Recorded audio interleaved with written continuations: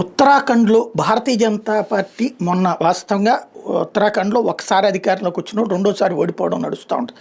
రాజస్థాన్లో కూడా అదే తీరు ఉంటుంది. రాజస్థాన్ ఉత్తరాఖండ్ ఒకటే కాబట్టి మొన్నటిసారి బీజేపీ ఓటమి ఖాయమని అందరూ భావించారు. ఈవెన్ సర్వేలన్నీ కూడా అట్లాగే తేలి.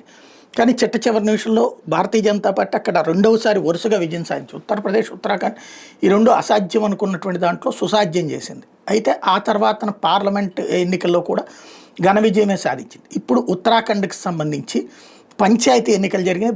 కాంగ్రెస్ పార్టీ ఇప్పటిదాకా ఏం డ్రామా చేస్తుంది, ఈవీఎంలు మేనేజ్ చేశారు, లేకపోతే కనుక దాని పేరు ఏంటారు ఈసీ ద్వారా చేశారు అన్నటువంటిది. అట్లాంటి నాటకాలు చాలా ఆడచ్చు, బాగానే ఉంటుంది. ఇప్పుడు అక్కడ జరిగినటువంటి పంచాయతీ ఎన్నికలు స్థానిక ఎన్నికలు, ఇందులో ఏ మ్యానిపులేషన్ చేయడానికి వెళ్ళలేదు.